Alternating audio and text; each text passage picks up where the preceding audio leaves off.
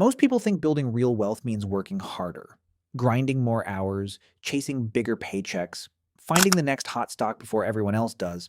But here's the part nobody tells you. Some of the most successful investors in the world barely touch their money. They don't watch the market every day. They don't trade in and out of positions. They don't lose sleep over headlines. They just wait. And somehow that waiting is exactly what turns $20,000 into $400,000. This sounds fake, but the math is completely real.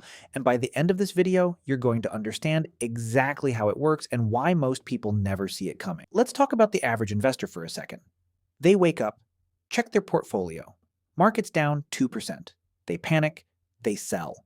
Then a week later, they see the market bouncing back. They buy back in at a higher price. Now they've lost money twice. Sound familiar?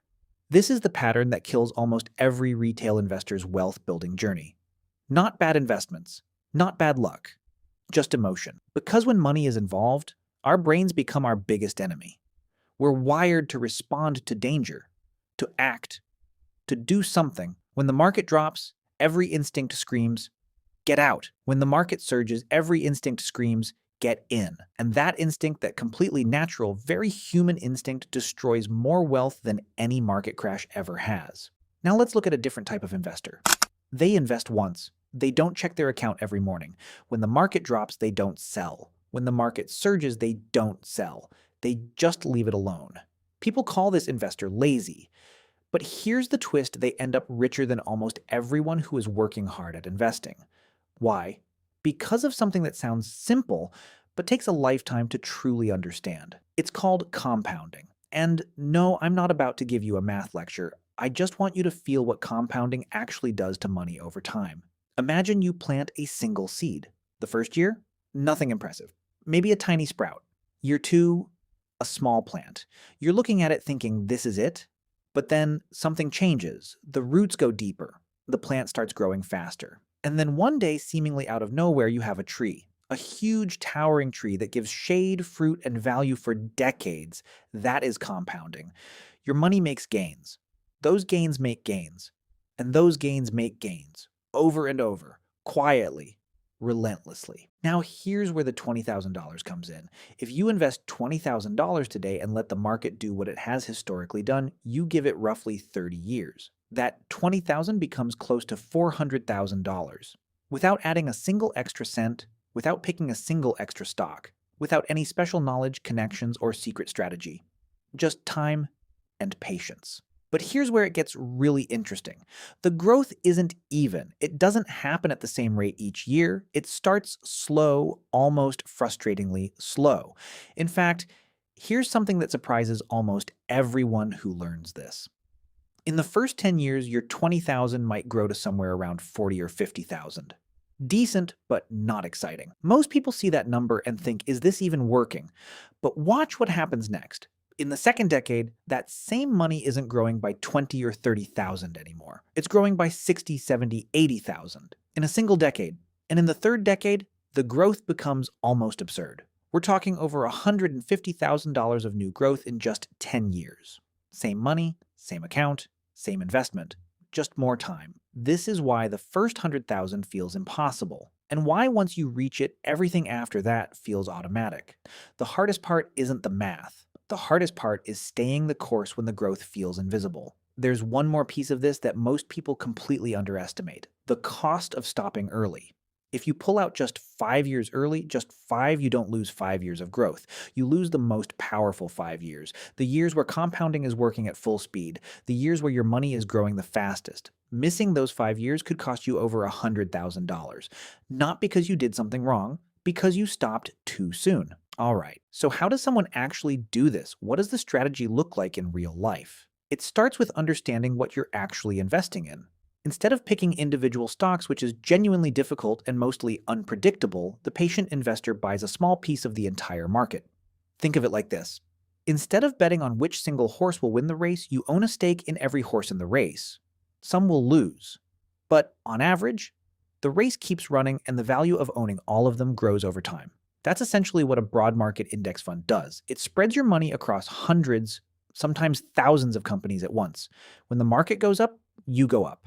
And historically, over long periods of time, the market has always gone up. Next piece, dividends. A lot of companies pay you just for owning their stock. These payments are called dividends. And when you reinvest those dividends, automatically put them back into your investment, they start compounding too. Your ownership grows. Your future payouts grow. The whole thing accelerates. And here's a piece a lot of younger investors overlook. Where you hold these investments matters almost as much as what you hold. Tax-advantaged accounts like retirement accounts in the US, ISAs in the UK, RRSPs in Canada, superannuation in Australia allow your money to grow without being taxed every single year. That difference compounds too. The government isn't taking a cut of your gains while they're growing. That means more money stays in, compounds longer, and ends up significantly bigger. And the final, most underrated part of this strategy, staying invested during the bad times. Markets crash. They always have. They'll crash again. But every single crash in recorded market history has eventually recovered, and then surpassed. The people who sold during crashes locked in their losses. The people who stayed, or better, the people who kept investing through the pain came out of every crash richer than when they went in. Now here's the part most finance videos don't tell you. The strategy itself is simple, genuinely mechanically simple. You could explain it to a 12-year-old in 10 minutes. But simple is not the same as easy, because the hardest part of this strategy isn't investing. It's doing nothing when everything in you wants to do something. Imagine watching your investment drop by 30%. On paper, you've lost $60,000. That feels real, even if it's temporary. Your friends are panic selling. The news is calling it a crisis. Social media is full of people saying the market is finished, and you have to sit there, quietly, and do absolutely nothing. That's the real test. Because here's the cruel joke the market plays on emotional investors. It crashes right before it recovers. Every single time. The people who sell at the bottom think they made a smart decision, until they watch the market recover without them, until they realize they locked in a loss and then missed the entire bounce back. Staying in is hard. Psychologically brutal, even. But it's the only version of this strategy that actually works. This is why the wealthy stay wealthy. It's not secret knowledge. It's emotional discipline that most people never develop because nobody teaches it. So let's zoom back out. You have $20,000. You invest it into a broadly diversified market fund. You reinvest every dividend automatically. You keep it in a tax-advantaged account where it can grow undisturbed. You don't check it every morning. You don't sell when it drops. You don't chase the next trend. You just wait. 30 years later, you have something close to $400,000. That's not magic. That's not luck. That's not some insider advantage. That's a decision you made once and had the patience to honor for decades. The market doesn't reward the most active investors. It doesn't reward the smartest ones. It doesn't reward the ones who watch it the most. It rewards the most patient ones. And patience, unlike talent, unlike connections, unlike capital, is available to everyone. The most boring financial strategy in the world is also the most powerful one in the world. Wealth is boring before it's impressive. But the people who understand that, they stop trying to be impressive and start being wealthy. If this video changed how you see long-term investing, drop a comment below.